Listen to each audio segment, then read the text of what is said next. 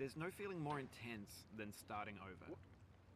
If you deleted your homework the day before it was due, as I have, or if you left your wallet at home and you have to go back after spending an hour in the commute.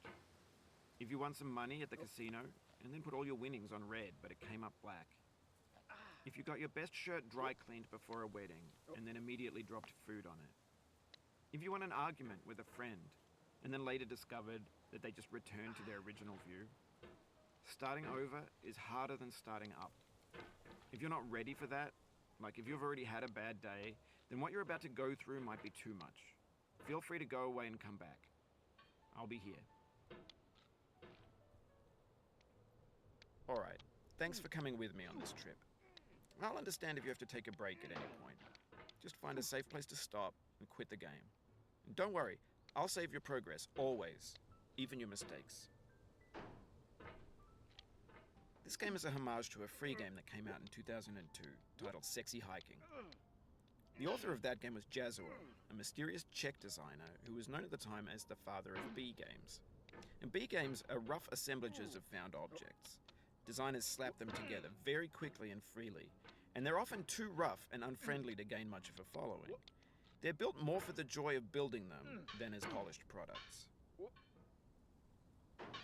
In a certain way, Sexy Hiking is the perfect embodiment of a B game.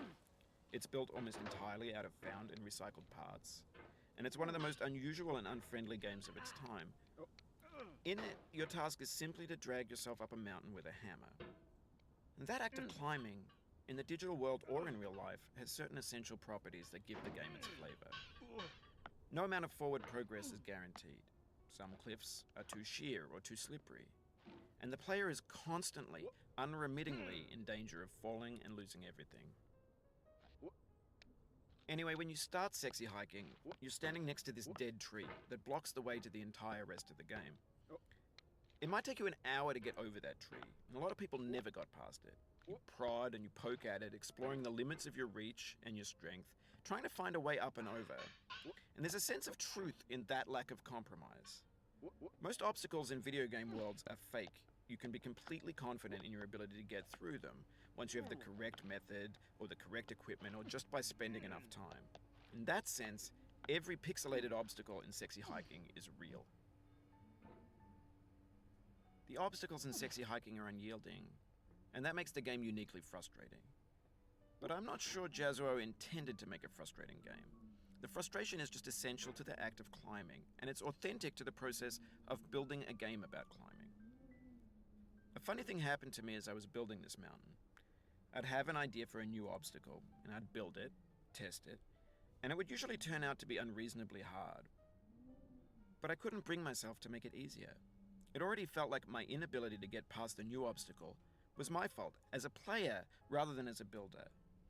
Imaginary mountains build themselves from our efforts to climb them, and it's our repeated attempts to reach the summit that turns those mountains into something real. When you're building a video game world, you're building with ideas, and that can be like working with quickset cement. You mold your ideas into a certain shape that can be played with, and in the process of playing with them, they begin to harden and set until they're immutable, like rock. And at that point, you can't change the world, not without breaking it into pieces and starting fresh with new ideas. For years now, people have been predicting that games would soon be made out of prefabricated objects, bought in a store and assembled into a world. And for the most part, that hasn't happened, because the objects in the stores are trash. I don't mean they look bad or that they're badly made, although a lot of them are.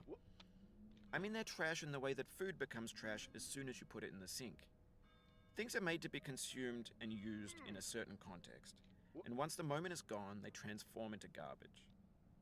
In the context of technology, those moments pass by in seconds. Over time, we've poured more and more refuse into this vast digital landfill that we call the internet. It now vastly outnumbers and outweighs the things that are fresh and untainted and unused. When everything around us is cultural trash, trash becomes the new medium, the lingua franca of the digital age. And you can build culture out of trash. But only trash culture. Be games, be movies, be music, be philosophy. Maybe this is what digital culture is. A monstrous mountain of trash, the ash heap of creativity's fountain. A landfill with everything we ever thought of in it.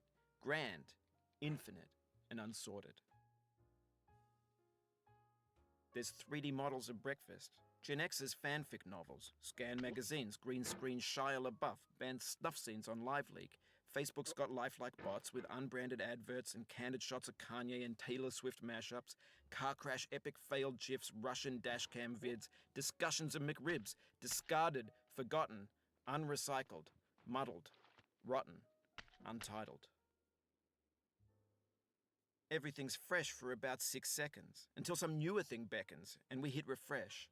And there's years of persevering, disappearing into the pile, out of style, out of sight. In this context, it's tempting to make friendly content that's gentle, that lets you churn through it but not earn it. Why make something demanding if it just gets piled up in the landfill, filed in with the bland things? When games were new, they wanted a lot from you. Daunting you, taunting you, resetting and delaying you. Players played stoically. Now everyone's turned off by that. They want to burn through it quickly, a quick fix for the fickle, some tricks for the clicks of the feckless. But that's not you, you're an acrobat. You could swallow a baseball bat. Now I know, most likely you're watching this on YouTube or Twitch, while some dude with 10 million views does it for you, like a baby bird being fed chewed up food. That's culture too. But on the off chance that you're playing this, what I'm saying is, trash is disposable, but maybe it doesn't have to be approachable. What's the feeling like? Are you stressed? I guess you don't hate it if you got this far. Feeling frustrated? It's underrated. An orange is sweet, juicy fruit locked inside a bitter peel. That's not how I feel about a challenge. I only want the bitterness. It's coffee. It's grapefruit. It's licorice. Oh. It feels like we're closer now. Composer and climber, designer and user. You could have refused, but you didn't. There was something in you that was hidden, that chose to continue. It means a lot to me that you've come this far, endured this much. Every wisecrack, every insensitivity, every set. It means a lot to me that you've come this far, endured this much. Every wisecrack, every insensitivity, every setback you've forgiven me is a kingly gift that you've given me. We have the same taste, you and I. It's not ambition. It's ambition's opposite. An obdurate mission to taste defeat. You'll feel bad if you win, so I put this snake in for you.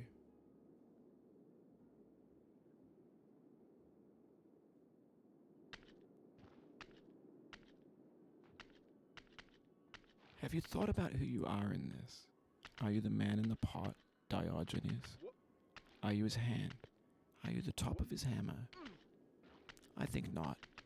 Where your hand moves, the hammer may not follow, nor the man, nor the man's hand.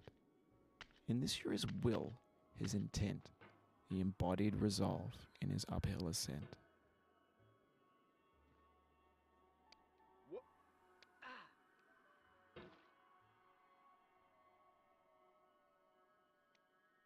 Now, you've conquered the ice cliff, the platforms, the church, and the rectory, the living room and the factory, the playground, the construction site, the granite rocks, and the lakeside. You've learned to hike.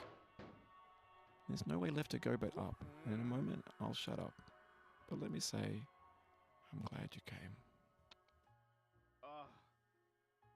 I dedicate this game to you, the one who came this far. I give it to you with all my love.